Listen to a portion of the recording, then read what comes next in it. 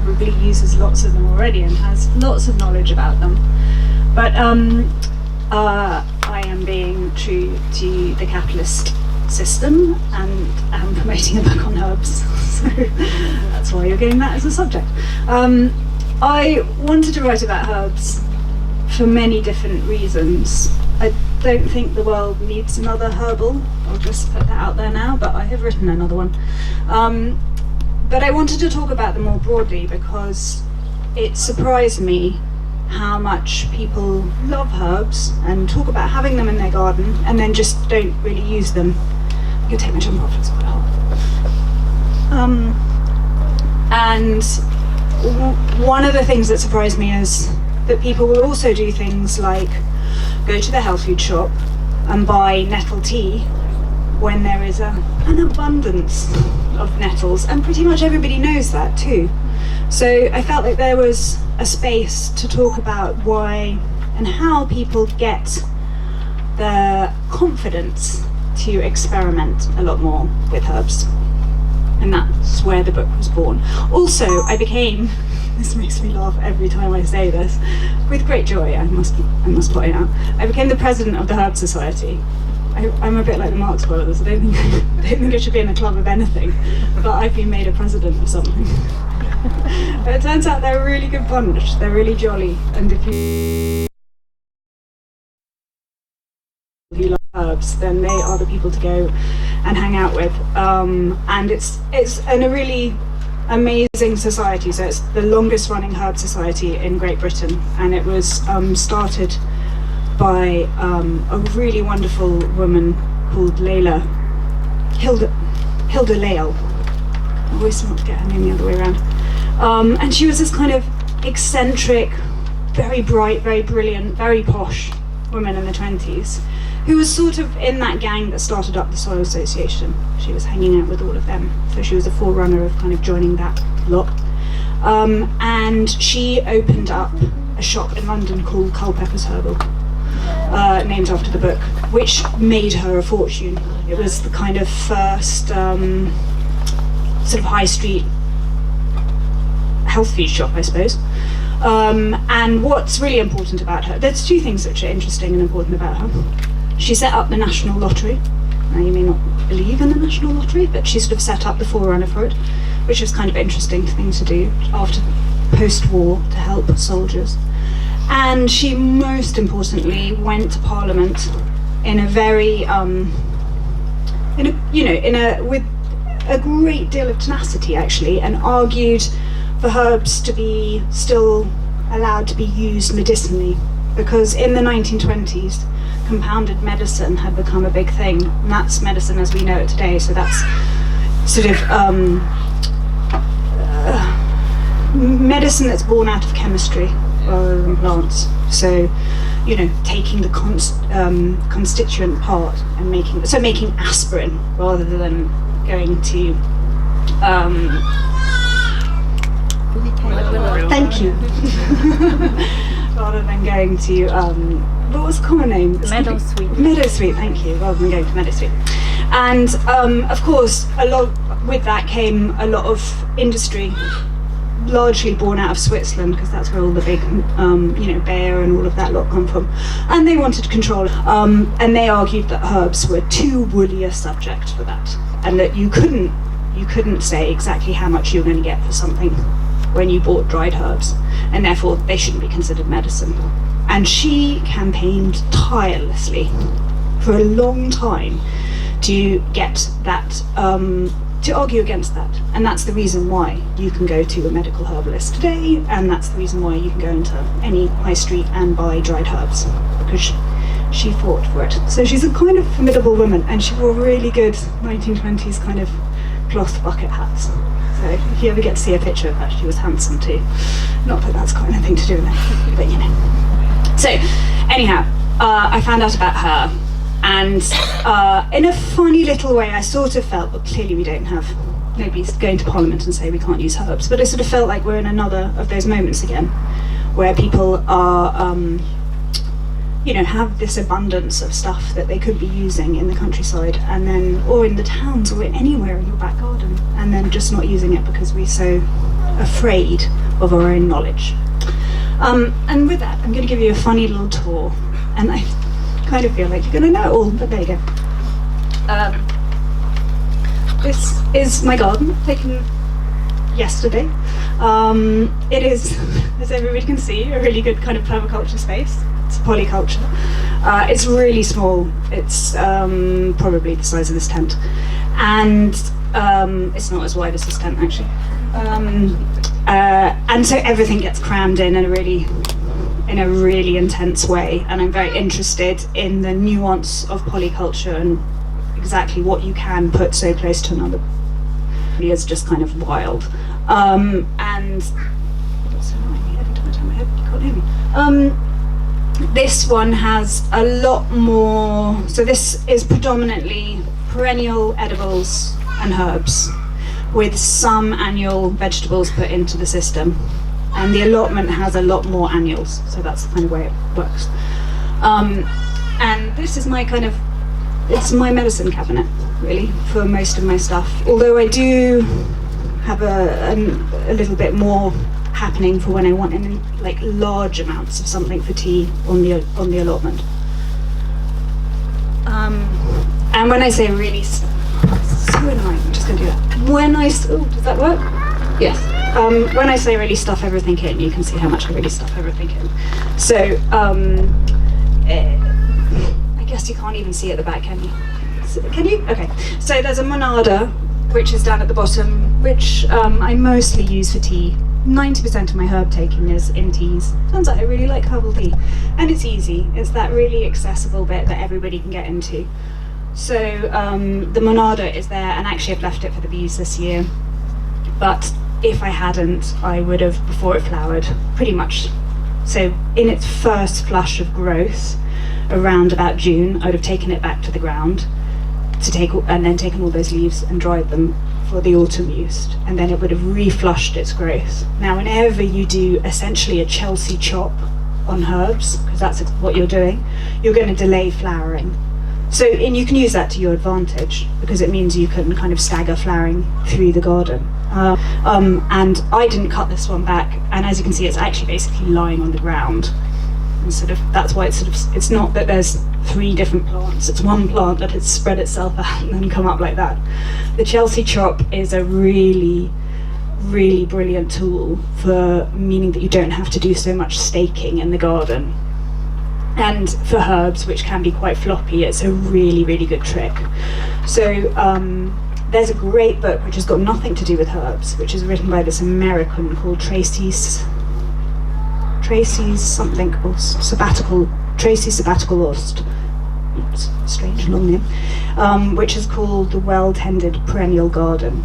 And essentially, it's how you cut back everything in your garden so you never have to stake it. And you often find it secondhand, kicking around. It's really well worth looking out for, because it is very good for polyculture, because you can, once you learn the principles, you can start to go, oh, okay, I see how I can manipulate things so they stay short and not need staking. So that's one thing to know about anything that you're gonna use for teas, is that you really want to process the leaves before they flower. Once a perennial goes into flowering, the leaves reduce in size, so you're just going to get less for your teapot, essentially. And of course, you want to get that flush cut and processed so that the plant has enough energy to get back up growing again for the rest of the summer, because if you were just to keep taking it down, eventually you'd exhaust the plant and it wouldn't do so well next year. So there's a monada, you can't really all the way through the garden, because it's such a good plant for pollinators, and I think it gives a nice aesthetic. It's just this nice tall airy thing, and it self-seeds itself around. And right now I'm going in and collecting all the seed, because that's really all I want it for. The seed is a fantastically good herb for digestion. It's a wonderful thing to cook with, and like any of these things, if you've just been using store-bought herbs in terms of seeds like caraway and fennel and mustard, grow your own, because the flavour is immense and so fresh, and you realise that 90% of the stuff that you have been sold in the shops has probably sat around for 2 or 3 years before it's even got to you. And the flavour is really, really good. And so mostly I'm growing all the fennel for tea, but I also use it a lot toasted in food because it's got that delicious sweet nuttiness. So it's one way to kind of lift up 101 baked autumnal vegetable dishes. And so I'm harvesting it now, just as the seed is getting ready to shatter. If you don't think you're going to be around when the point the seed is about to shatter, you can cut the whole, but you need to cut the whole length, never just cut the head. There's actually a lot of resources right up to the last minute are being drawn back in from the plant. So really it's the very last minute when the plant decides it's not going to pull up the resources from the end of the stem. So you need the whole thing, hang it upside down, and then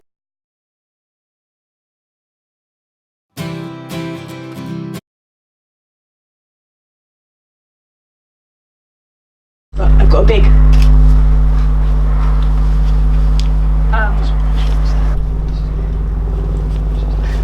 which you also can't really see in that picture because it was taken on the phone.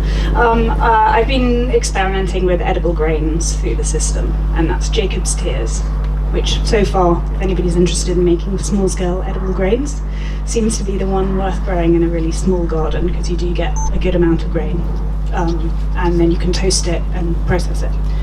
And down at the front is marjoram, again mostly for the bees.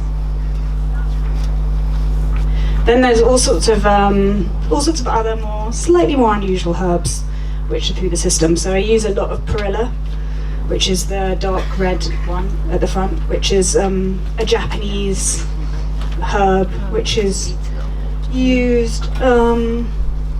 People sort of say it's got a kind of parsley taste, but it's parsley plus curry plus something else. You really wouldn't use it as a parsley substitute. The purple one is mostly used in Japan to make the plums, you know, those salted plums, that incredible dark red. It comes from that, and it's got a really good amount of vitamin C. It's got a lot of antioxidants in it.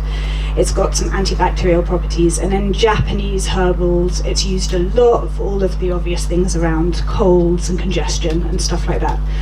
So you can make a tea with it. It's, you know, it's fine, it's not gonna excite you. I actually think the best thing to do if you grow it is to, at this point now, is to collect the leaves and then in a really good cider vinegar, which has still got my mother, so it's all raw and lovely, to seep the leaves into that, and it turns the vinegar, and it gives the vinegar a really notable flavour, and it's delicious, and I use that vinegar a lot through the winter. The other thing is with Perilla is just to cut it up really finely as you can, almost grass-like, and then it's good in rice dishes, and it's quite often used in sushi to wrap things up and stuff like that. So I mainly have got so much in my garden because I love the way it looks, and also you can make a really fantastic lemonade, which is kind of, you do get quite a lot in Japan. So you seep it in water and you can add some lemons to it and sugar in, and then turn it into a fizzy drink if you want. And growing next to that on the right is one of my all-time favourite things, which I never stop going on about, which is the malva, which is the vegetable malva. Comes from Real Seeds catalogue. If you don't know the Real Seed catalogue, leave now. Well, do leave now and go on your phone and just spend the next 24 hours obsessively going through it. They're possibly one of the best vegetable growers in the country. Ben and Kate do a fantastic job. They only sell vegetables that they have grown and trialled themselves. All of the vegetables are produced in the UK, so they mean that they're suited to our climate, and they just find wonderful and weird and brilliant things. Everything about their model is to be supported. The best thing about it is it comes with a little description on how you can save the seeds, so you never have to buy from them ever again. And you have to love a company that can see the point of that. So that is a vegetable mallow, and it comes from China. And it's a really ancient vegetable. You can trace it way, way, way back. and it is just the most wonderful thing to have in your garden. So you sow it, it grows eventually to a bit taller than me, and it probably is about like that bit. It's probably like me actually. It's about my size in the garden. But you can keep it much shorter. So that's actually a really mature plant, which I've just chopped off, and then I allow it to branch out. It's got those beautiful, really, really folded edges. So it's very frilly. It looks wonderful with like late summer sun backlit on it. And it tastes delicious. It's like you're going to use it like you would use spinach. But any of the mallows, the whole point about using them is because they have that, like if you were to take that leaf fresh and just rub it into your hands, it would go really snotty, just like the wild mallow if you picked it from the edge of any road anywhere. But don't pick it from a road because clearly it's polluted. If you kind of mash them up in your hands, they are snotty because they've got lots of mucilage in them. And those things are really, really good for all your membranes. So they're good for your throat, they're good for your stomach lining, they're soft, they're gentle, they're basically very kind, they sort of almost massage them. So that's the kind of cousin of where the marshmallow would come from, because actually what you're doing when you're making a marshmallow is you're taking the roots of these plants and you're boiling them up and extracting that and making a sweet, and that sweet was originally not to toast on a fire but to eat to help sore throats. So you could just make a tea with the leaves. I actually just want to eat the leaves. They're fantastic, they're really delicious. This is a plant that will be in your garden all year round. Sometimes in the really cold winter it completely dies back, but mostly it appears all year round in a sheltered garden. You're always going to have a green to pick. The leaves get really big, they get about this big, so you only need 5 or 6 of them into an omelette. You suddenly got supper. Yeah, they're particularly good as in omelettes, but you can also, if you kind of slightly boil them up and you get the foam, you can use them as a sort of egg white substitute, which is kind of an old trick because that same thing that makes the marshmallow can be used as an egg white.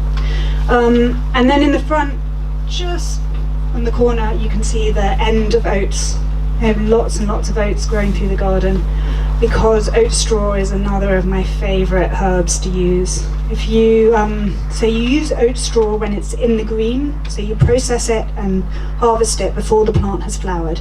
So you're just taking the green leafy parts, and you're going to harvest them, I guess, June, July, depending on when you sowed them, or when the birds sow them for you. And you cut them all up, and you want to harvest them so that they sort of keep the green. So you need to dry them fairly quickly. You don't want them sort of sitting, drying for over a month. And with all these things, you want to dry them out of direct sun because the sun destroys a lot of the vitamins. And oat straw makes a really fantastic tea. It's known as a nervine, so it's really good for your nervous system. It's really good to help with anxiety. It's really good to help promote a good sleep. But you don't want to drink it just before bed because it's a huge diuretic and you will be up all night peeing. But it's just a really good kind of, most days I would say you want a kind of 1 to maybe 3 teaspoons in a pot and just drink that kind of daily almost. And I just think it's one of those things that these kind of statements feel so tiring in these times, but like just the kind of pace of urban life and the way society is, I think everybody should just be on oat straw, particularly with this government. That's my prescription to you all, oat straw, until some other solution appears. And so I let a lot of oat straw throughout the garden, and what I do is just let the oats grow wherever they need to. So they were brought in by the birds, although that's not actually true. I also have one other variety that I've put in, but let's, for this story, just imagine that my oats were brought in by the birds, and then I let them appear wherever they do. I actually think this is really important for herbs. So often you can get in this idea that you want your herb garden to look like this or that, or to grow in a certain sort of way. But these things are packed full of exactly what you want, and they know where they need to be. So if everything keeps moving to a different part of your garden, except it wants to be in that bit of your garden, and get rid of your concept of what design should be. So the oats appear wherever they want, usually in the middle of the path, usually in a really annoying place. But I accept that they also give me so much joy, that tea. I really love it. So that's just a little sort of snippet of the garden. Oh, and behind it is a yacon. I don't know if anybody is growing yacons, which are really wonderful. So it's a dahlia family. It's not a herb, I don't know why I'm telling you about it. Have a big, huge tuber, which once you've stored it into the winter, so I think they really taste best if you let the tubers store, so a lot of the sugars are converted into starch. And then they have this kind of slightly spicy pear flavour to them. So you can use them just as you would pear in any kind of dish. Or if you've got tons of them, which some people decide to grow a huge amount of plots, you can boil them down and make a kind of maple syrup sugar substitute, which if you grow if you had an allotment and decided to put half of the allotment down to yacon, you really could produce yourself a lot of sugar syrup if you wanted to. They're vastly sweet and big and watery, and so it's very easy to process them into a syrup. I think one of the herbs that I love sort of talking to most people, particularly because I endlessly talk about gardens, is the kind of herbs that can help with cuts, because everybody in the garden has hands which are ripped to shred.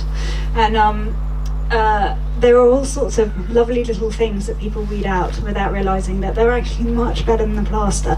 And of course the plaster is a really important thing, and I'm not suggesting that we should get rid of plasters, but if you also think that that's something that is never going to rot down, and is in the system for a really long time in terms of like the plastic that's in it and whatnot, if you can get away with just using a herb and that herb is going to work as good as a plaster, then I think it's really worthwhile using herbs. So chickweed is much more for like irritation of the skin. So say you've been, I don't know, pulling out too much borage or alkanet or something like that, or comfrey, where you've got that kind of skin irritation that comes from prickly things, then taking some chickweed, and then you just really want to, with a knife, or if you have I always say this wrong around, pestle and mortar. I was going to say mortar and pestle, but that wouldn't make sense, does it? Or even if you just have a good clean stone that you can sort of smash it up with, and you just pound it until it will make a lovely snotty gooey mess, and then you just rub it in. That's all you have to do. It's a really wonderful thing. Clearly you can strain it all off and turn it into a nice cream, but really honestly you can just rub it in, it'll be just as good.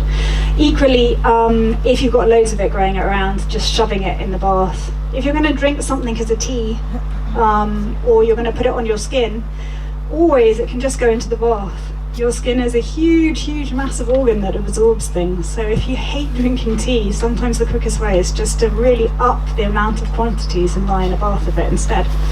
So chickweed is good for being soothing. Self-heal, as the name suggests, there's a lot of self-healing. So it's an astringent, it's a styptic, so it stems bleeding, and it's antibacterial. There's a lovely term that is with any of these vulnerary herbs, is that you worry the herb, which basically means to kind of rub it together until all its juices start flowing. And if you're in the field and there's no way of you being able to do that, you're not near a knife or anything in the kitchen, chewing the thing is as good as anything. I mean, I don't know if I'd chew it and give it to somebody else to put on, that might be a bit too much kind of bacterial spread, but if you're just in the field on your own, chewing it and whacking it on your cut is a really good way of getting it worried. Otherwise, just rubbing it between your palms until it starts kind of spreading out the juices. Pelargonium leaves, spelled really badly there, but pelargonium leaves are particularly the softest of the lot. So any of the scented pelargonians actually just make a very good physical plaster. So they're astringent, they're antibacterial, but their point about them is that they're very, very soft leaves, and they've always been used as a kind of natural covering. So you can take the herb, you can take a pelargonium leaf, you can take a little thin bit of a phormium leaf, you know how you can pull phormium leaves apart and make string out of them. If you have a formium, that's really the only use for it because it's a really ugly plant. But it is excellent garden string. That's why it's called New Zealand flax, because it was used as a kind of flax substitute to make all sorts of materials. Anyhow, back to the story. It makes great garden string. Let's wrap that around the Pangolin leaf. There you go. You've got excellent plaster. It'll stay on for a good half an hour. Herb Robert, which is this lovely thing. I went for a little wander beforehand, which everybody has that growing in their garden, is the best styptic you have ever. I mean, if you've got if you've got a really gushy cut, go to the hospital because you cut your foot off. But if you've got one of those ones which just doesn't want to stop, it is amazing if you just squeeze Herb Robert and then literally take the leaves and squeeze it into the cut. You will just see it go. Herb Robert is a thing that smells to me like fox piss. So distinctly. In fact, that's how my mum taught me to first identify fox piss. But if you talk to aromatherapists, they will tell you that lots of the thing in this, because actually when you squeeze it, and I'll send it around, the initial smell is fox piss, and then it actually gets more pleasant.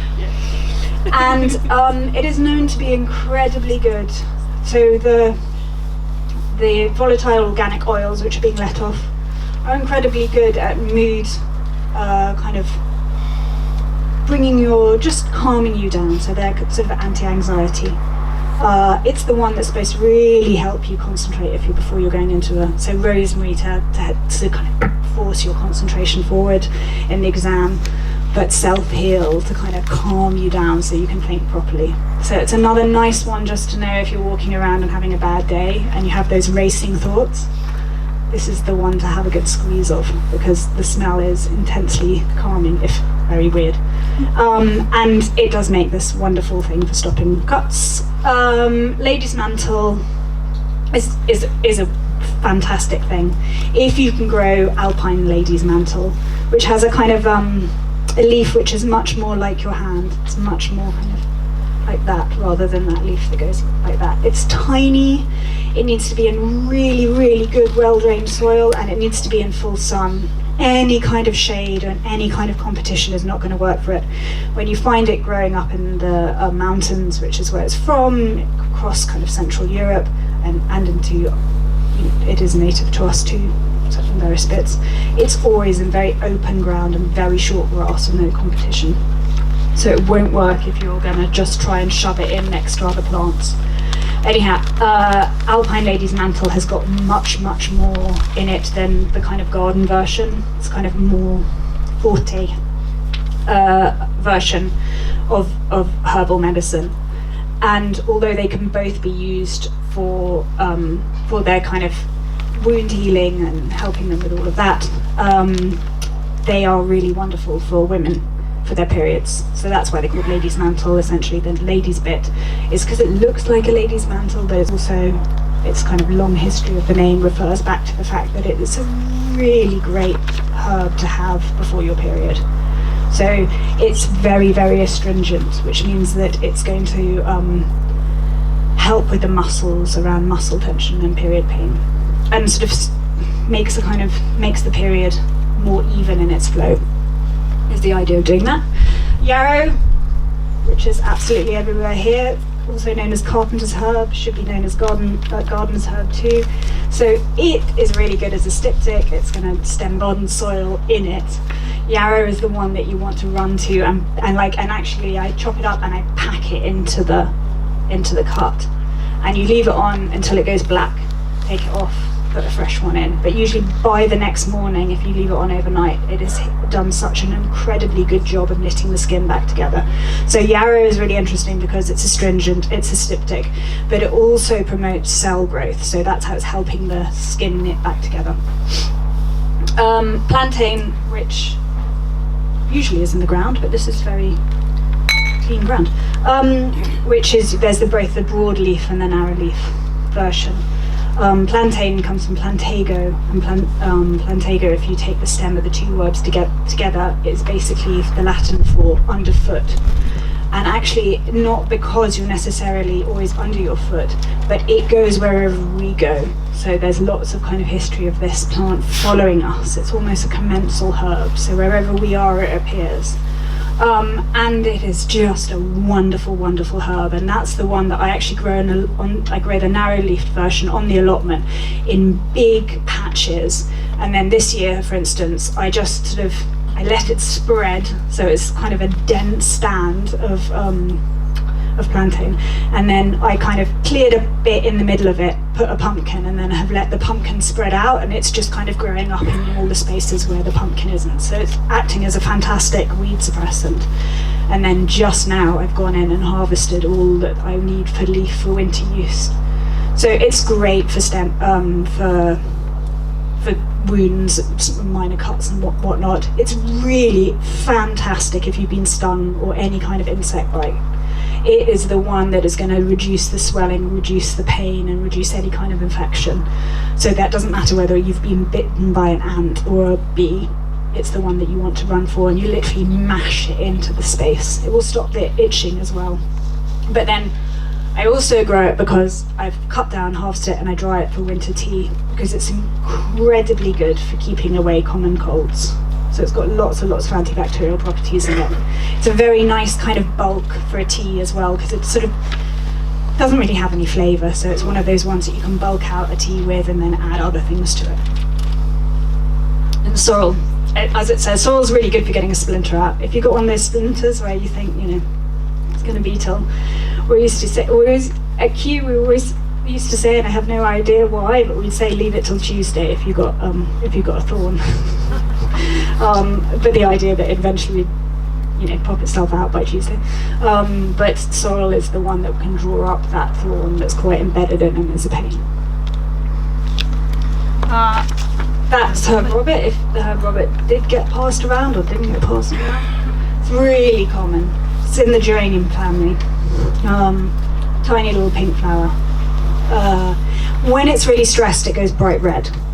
I don't tend to want to use a plant that's stressed. Chickweed, which also you guys should all recognise, but there it is, lovely thing. I actually, right now, what I do is I've kind of always have chickweed growing in the polytunnel.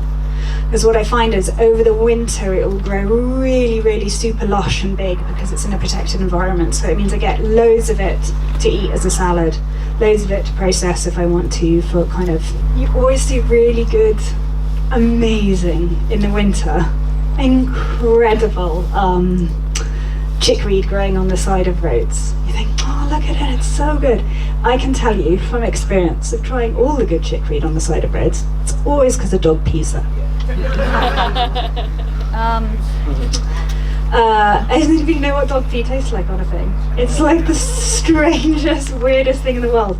It must have so many tannins in it, but it strips all the moisture from your mouth at the same time you start dribbling. And it is so horrible tasting that you feel like you have poisoned yourself instantly. I mean, you haven't, it's just revolting. But it's funny because like the amount of foraging walks I've gone, and just I eat it, I feel like, and then I think I can't say anything to anybody because the foraging wart will disappear immediately if I just tell them I've eaten something with dog pee. So then I have to kind of talk through this dry mouth while it dribbles to one side. I use a lot of borage in the garden. So in herbal terms, borage is used a lot for starflower oil, which is pressed out of the seed. You can't grow that at home. You couldn't grow enough seed to press it, so that's something you really do have to go to the herbal or health food store to buy. However, I use it because I eat a lot of it. When I was talking to a herbalist recently, they questioned it because they said that it has that it's not good for your kidneys. But I don't think I think it's one of those ones which has fallen into that thing of people saying that it's not good for your kidneys, but I think you just have to really understand when you have to eat it. So clearly everybody knows you can put the flowers in ice cubes, and that's what you do for your Pims. And if you want your ice cream to stay totally clear, use boiling water. Clean it, or boiling water, anyhow, you get that. You use boiling water and then let it cool, and then use that for your ice cube.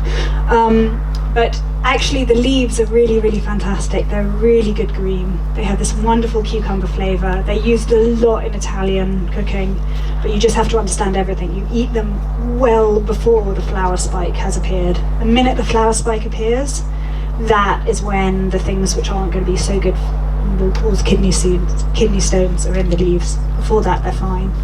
And so I let it self-seed all over the garden. It's really one of those things which is full of vitamin C. It's got vitamin A, vitamin K. It's a great leaf. It will sow itself at this time of year all over the place. And you harvest it. Now clearly, anybody knows borage leaf is really prickly. So you have to treat it like you would have treated aubergines 15 years ago. You need to rub salt into it.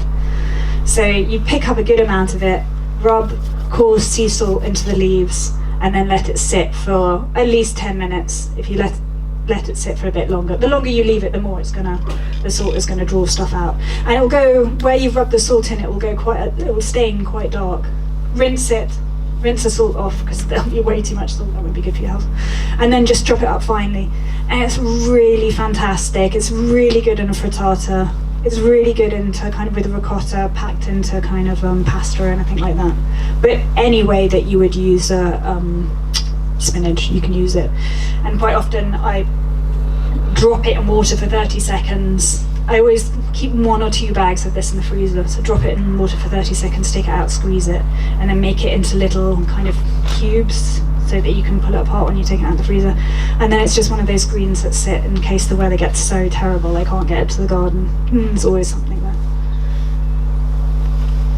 Oh, that's good old plantain.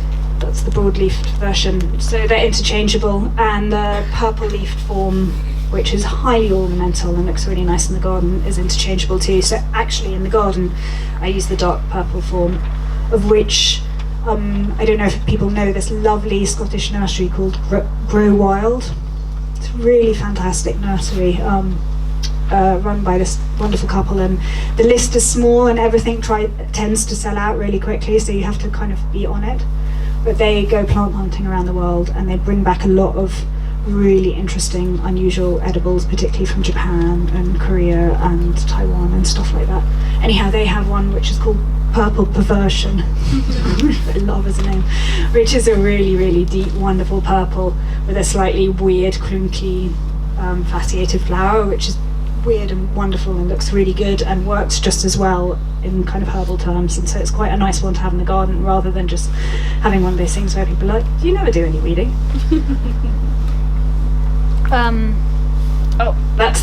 So all the mallows are interchangeable. The wild mallow, the cultivated mallow. But Malva officinalis with the big roots, the marshmallow, is the one that you need if you want to make marshmallows. And there's a really nice wild version growing with some wild rocket along Regent's Canal. And that's what the cultivated vegetable mallow looks like if you let it grow tall. It's got a tiny, tiny little white flower like this, but is much loved by the bees, and it will self-seed itself, so that's one of the joys. You kind of sow it, allow it to go to seed, and then you never have to really worry about it. It will just reappear in your garden wherever it likes. So this is a nice thing that so I love oat straw, but I'm also really interested in small-scale oat production, and one of the things to look out for is naked oats.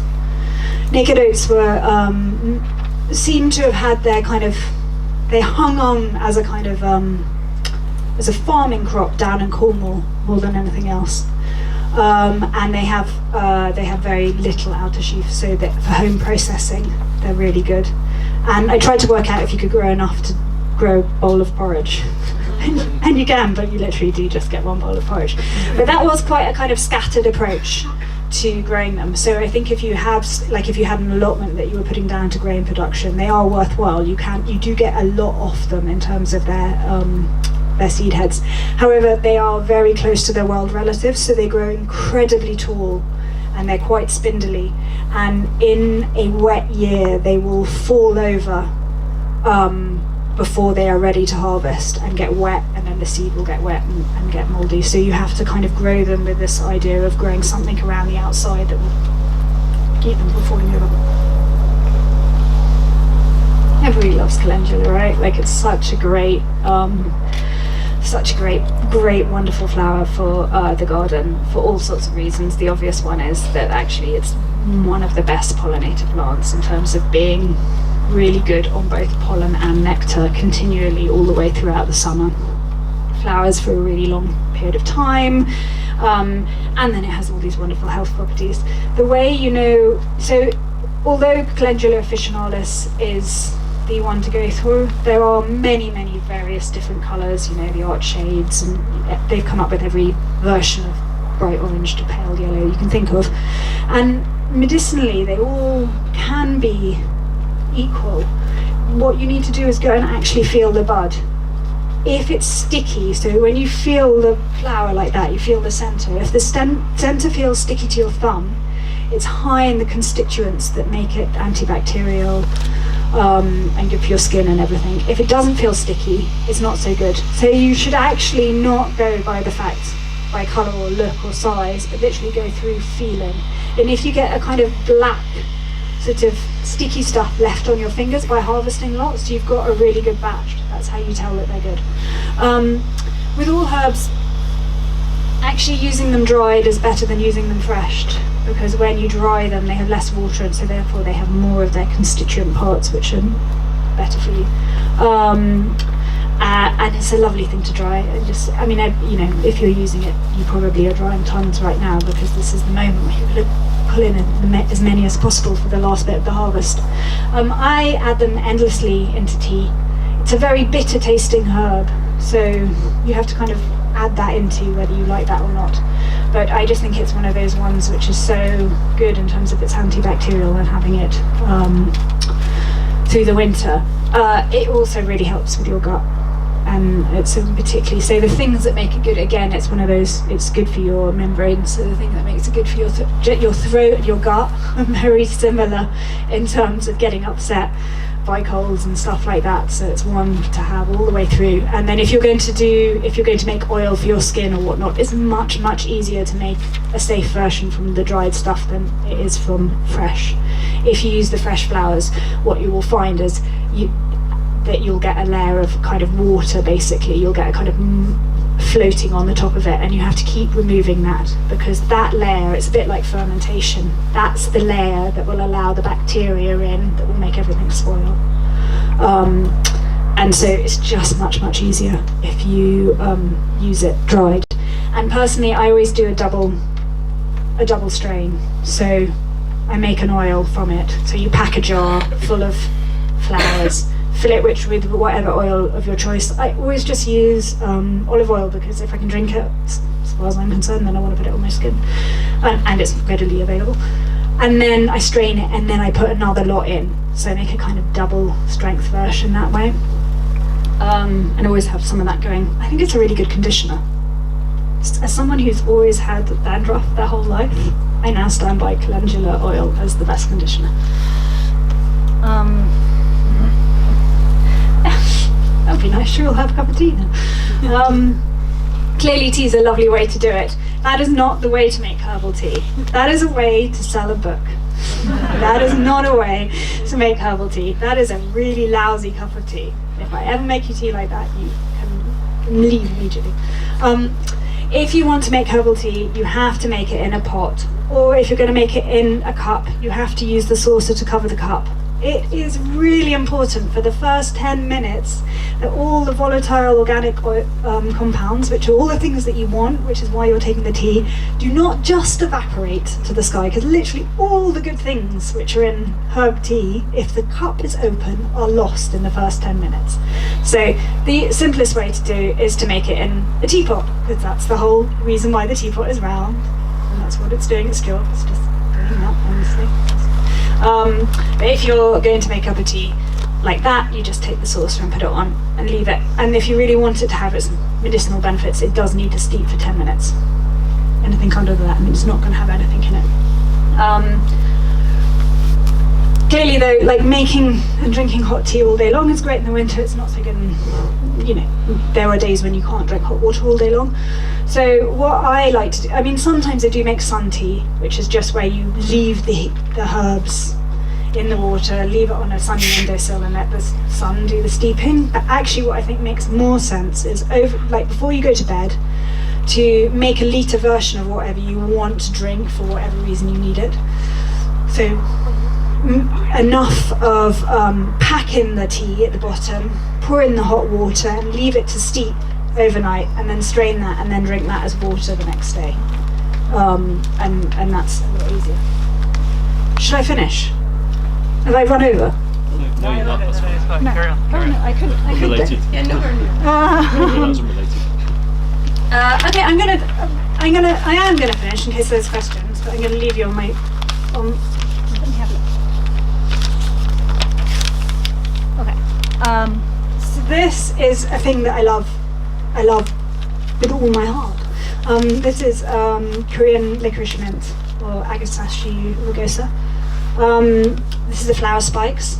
It will start flowering in July and it will go right the way till the last frost. So the bees go mad for it. It will be covered, even at this state when it doesn't look like it's doing much, but it doesn't, looks like it's kind of almost a spent flower. All the bees, all the hoverflies, all the species come to it all day long. It's a plant that sings all day, whatever the weather, even on a grey day like today, it will be full of stuff. So that's one reason to love it. What's the name again? Korean licorice mint, or Agasashi rugosa. And that's the full plant. It grows to about so high. It is reliably perennial. I guess if you were really high up and really cold and wet, it might rot off, but it comes back, whatever. And the leaf tastes of licorice, sweet licorice. So clearly, if you hate licorice, this is not the plant for you. I have come to the conclusion, after long and many trials, that it is the best hangover cure ever. If you look in Korean herbals, it is suggested for stomach ache, stomach indigestion, upset stomachs, and headaches. And so that's why I decided it's the best hangover cure, because it really is the thing, like when I'm hungover, you drink. And because it's licorice, it's slightly salty tasting, which means you drink a lot of it. So that's the other reason why I think it's a good hangover cure, because you actually rehydrate. And you only need 2 or 3 leaves. It tastes absolutely delicious. It's very antibacterial. It's actually got quite a lot of vitamin C for something like that. And it's just a charming, lovely plant. And I feel like lots of people should have more of it in the garden, because it's one of those things, nothing eats it. Slugs don't eat it. It just looks after itself. I leave it standing all winter long. It's a very attractive herb for its kind of dried seed heads, and then around about March I chop it back and the new ones come, and it's as simple as that. It's a fine and dandy thing.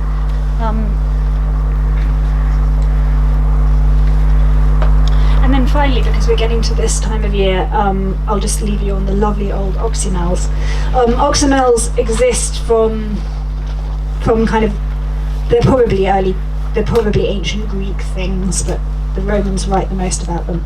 And the name is just basically honey and vinegar, and they're particularly good for keeping off colds and stuff. So you pack them with ginger and cinnamon and chili. Fire cider, if you've heard of that, is basically a version of an oxymel. It was, in the medieval period, it was a way to get people to eat lots of bitter herbs medicinally, because the honey is going to pack them in. So anything that might have too many bitter flavours can be put in that way. But the truth of the matter is they're just a really, really, really good vinaigrette. And so instead of having to just take a tablespoon of vinegar every morning and honey, which you may love or you may not, you might as well just make yourself a really good medicinal vinaigrette and then use that all the way through your meals and on your salads and whatnot, because it seems the quickest and easiest way to take your daily medicine as a nice herb vinaigrette. So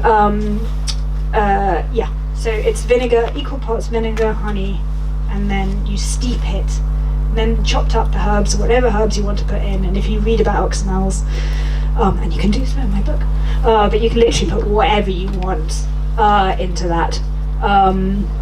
There isn't really anywhere you can't go. and then you just let them to seep for at least 4 weeks before you start really using them, I think, so that they have kind of good energy. And yeah, it's just, and then like I say, I just make them up as vinaigrettes, big batches of them, and I do keep them in the fridge, and use them when I grow them up. And now you can ask me questions. Okay. Or not. I mean, don't want to dictate that. What would you recommend for soft tissue damage, some joint pain in the Well, traditionally, what you would have done with that, although you mustn't take it internally without going to see a medical herbalist, and many medical herbalists won't prescribe this because they feel very strongly about it. So please do not go home and experiment with it internally. But externally, comfrey is the most genius thing, and I think the root really is more powerful than the leaf. But the leaf can be used. So either way, those things. What I have taken for doing, I did my back in at the beginning of the summer in a way I've never done before. Like, I actually couldn't move, and I started off with a mixture, and in the end I made just leaves as it got better. But you either take the root or the leaves, clean it up, get rid of the mud, and then in a blend, so peel it, chop it into bits, and then in a food blender blend it up, and it will like turn into snot. The same with the leaves. And then I take kitchen towel and I spread it between the kitchen towel, and then I fold the kitchen towel on itself, and then I put another 2 bits of kitchen towel on top of it because it's really wet and messy, and then I put them in the freezer, and then you take them out as a kind of cold poultice and you put it on whatever it is. So you've got the added benefit of the cool, reducing the swelling. Also, it just gives you a bit of time before it seeps out. I walked around all summer with this thing because comfrey makes everything go brown. That's its dye colour, this kind of brown patch on the back of my back. But yeah, you can then kind of make it into a wrap, and just because it's cold, you can kind of mould it to your body. And then I just put a plastic bag over it, and then sort of had a really, the bandage around that. And that was incredible. It was really good for sprains and stuff like that. For arthritis, you traditionally would have put nettles in with that. So it's well worth trying. Thank you. Yeah. Have you got any thoughts about tick bites, Lyme disease? I don't really have any thoughts about Lyme disease. Sorry, there was thoughts about tick bites and Lyme disease. I do have a friend who in America got Lyme disease terribly. I mean, it was really, it's been a terribly traumatic time for her, as anybody who gets it will tell you. And she went to Switzerland and did a complete detox where they built up her gut. And it seems to be the only thing that works.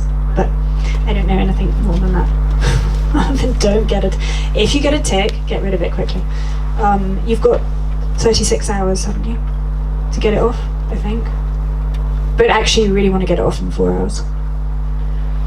So there. So no, I don't know anything about the subject. Well, I just basically illuminated that. Yeah, sorry. I just wondered how you were successful growing apple. Oh, how I'm successful? I grow good. Have you not had success in it? Okay. So I always grow it. So that actually is a cheat. It's in a pot, and then I put the pot in the garden, and everything grows around it. Because what I found in Birmingham clay is that it will rot off, or before it rots off, the slugs get into it. So I always grow it in a pot, and I grow in really big pots. Excuse me, was that about nettles? Yacon. Yacon, sorry. Oh yeah, wouldn't it be really good? Talking about Yeah, I always grow nettles in pots, and I give them the finest compost I can.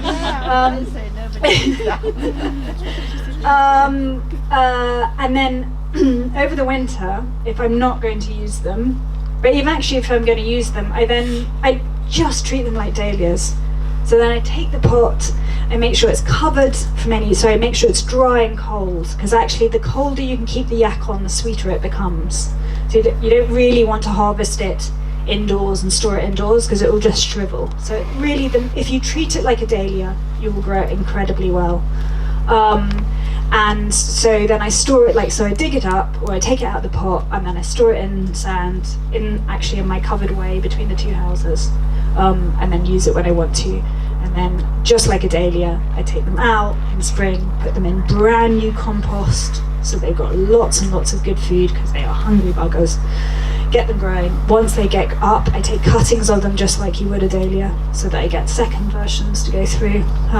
Because I do find that if you're harvesting off them, they become exhausted as plants. So if you're endlessly taking their storage organs, so that's why I take cuttings off 2 or 3 year plants, so I can start the whole cycle again. And I get a really good amount. I mean, they're a good crop for me. I could definitely grow them, because I get, I don't know, I mean, I get, my yacons are about that big on average. I never weigh them, but I probably get 16 to 24 off maybe 3 plants. So, I think they're delicious. And I wait right the way. I wait till everything has gone out. Fruit-wise, I wait till I've eaten all the apples, all the everything has gone from the fruit store, and then I move on to the yacon. Sorry, just waving at Maddie. Any other? Yeah. You mentioned a plant called Jacob's something. Jacob's Tears. So it's an What Crocs lacrymi Jacobi. So Crocs spelled Croix, and then lacrymi being Latin for tears, and Jacobi being Latin for Jacob. It's an American grain. You would know it because it's used as rosary beads. So if you ever see rosary beads that are not made out of wood, they are usually made out of Jacob's Tears. And it grows to about so high, but actually if you don't grow it well, it's much shorter. But it's quite prolific, whatever. And it looks a lot like a young sweet corn plant, and then it has these kind of tassels, flowers that really quickly develop into these kind of tear-shaped, hard, very beautiful as they colour up at the end. So they go marble colours, sort of brown grey, sort of rusty brown grey and white. You get a whole variation black. So lots of people just use them for jewellery, but they are an ancient grain. I think possibly they are Peruvian in their origin for grain eating, and you roast them, and they have considerable kind of and then you crack them open, and they have a kind of considerable amount of flour in them. So you'd have to go online to do experiments around recipes. But in America they've become they've become that kind of hip restaurant food. And friend Dan in Cornwall sent them to me and said, you should try them out. And he's right, you can be pretty tough to them. And the amazing thing for something that looks like a sweet corn, looks quite tender, is that slugs don't seem to bother it. So it sort of reliably comes up. Now I grew 16 plants, possibly have to put more space over, but they're also in a polyculture, so they're just dotted around, so they're not necessarily being grown in their most efficient way if you were looking for greens, but definitely worth experimenting with. I got the seed from Baker's Creek in America. However, don't write down Baker's Creek in America, because it turns out they're incredibly racist.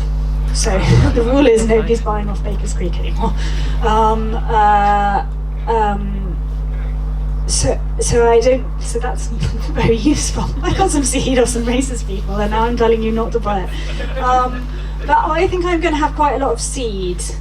So I'm very prepared to go into a swaps with anybody. Just get hold of me on Instagram and I'll send you some. Let's put it that way. Let's get it out there that way. I'm sure other people are selling it if you have a good look for it. Wood? No, it's kind of too. They may get into it, but it's too weird at the moment. I mean, I don't mean that about they not like weird things. It's just it's not. It's only become a very recent thing in America that people have started to decide to look at as a grain alternative. Okay. I think. Oh, okay. Last one back there. Favourite perennial vegetable? I mean, I always think any of these questions is like being asked which child you like most. Not fair to talk to them like that.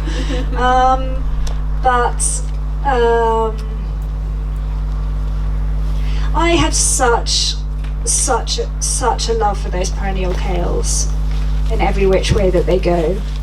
So Dobbington's kale. And there's some really interesting, some people, particularly in Germany, are doing some really interesting crosses with perennial kales and Tuscan kales, or Calvolo Nero, to make a perennial Calvolo Nero. And when somebody sorts that out, I'm going to be a very happy woman. So that would go quite high. And recently, and I don't know if it's my favourite, but I've really fallen in love with it recently, is Szechuan pepper. So I've been growing it for years, thinking, what the hell am I growing this for? And then recently I thought, I know exactly why I'm growing this, because I'm never actually going to master Chinese cooking, but I do a lot of fermenting. And Szechuan pepper in fermenting is unbelievable. Like, you can use both the leaves or the seeds, and it just brings a zing to sauerkrauts.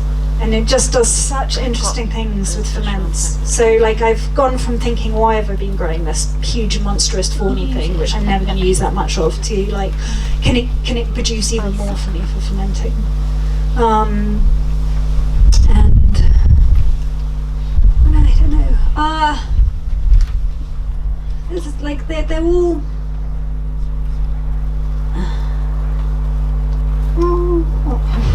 Just gonna. I have a bigger love for Good King Henry than I used to as well. It took me a long time to realise the benefit of that leaf, and took me a long time to kind of really understand processing it in different ways. So in spring, really just taking it right the way to the ground and using it as like the poor man's asparagus. So just using the unfurled, like the shoots as they appear in spring before they've unfurled. Really, if you use them when they're pencil thin and you grow a big enough stand, you can cut them in masses and cook it just like asparagus, and it does have an asparagus flavour. And then later in the season, using the big leaves, I do a lot more massaging salt into things, because I realise that like, they're quite bitter, but if you massage salt into them, you can, and then wash it all off, you can reduce the bitterness. And also I really like them because they don't, even when you've massaged salt into them and put them through several washes and cooked them, they don't tear, so they actually become a really interesting tool for like stuffing, and I use them like that a lot more. Okay, last question.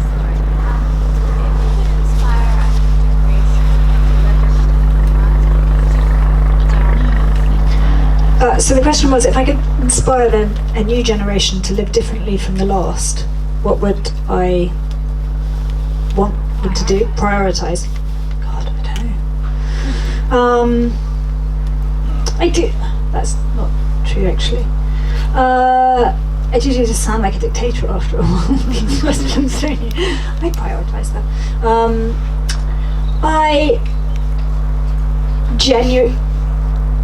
I would prioritise that they were all. I really like this idea that people have been banding around for a time, which is that everyone is made to take a year off and work the land. And in fact, I wrote a kind of paper for the NHS. The doctors should be forced to go and understand the food system in their elective. That the doctors get this elective at the end of their training for 4 weeks. And I was like, they should go and learn about farming, because it would really change a lot of their attitudes to things if they understood really from the bottom on up how our health is built around the soil. But I just think I think we all, that's why we're all here. We know how wonderful it is to be outside. We know how much joy it brings. And I just feel like if it was a kind of national thing that everybody had to go and do, it would open up lots of channels for lots of different people. So I'd do that, and I'd make everybody make their own bread. Okay, and then not stop being a dictator. Right, well, thank you very much for all coming. It's very nice that you came.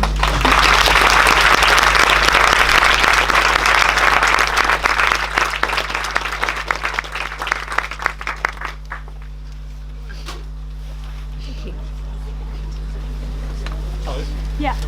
Oh, I thought I've got my capitalist side, which tells me that I should sell some books. So I have a book for sale if you want to buy it. Sign. Yeah, I'll sign them. Yeah.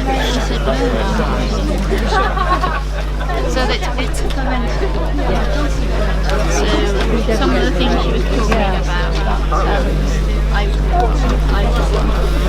wear those. No. Maybe it was just, I didn't read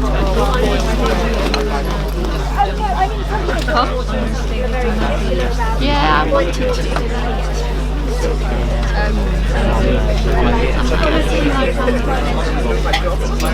My brain is great.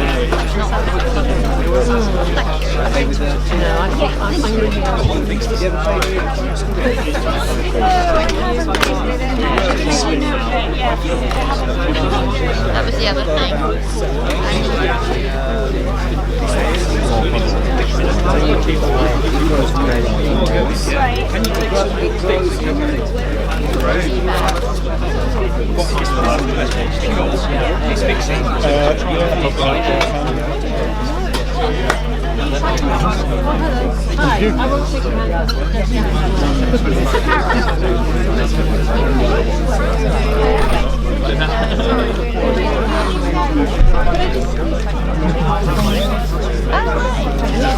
Get my close up on my poncho. Here it is.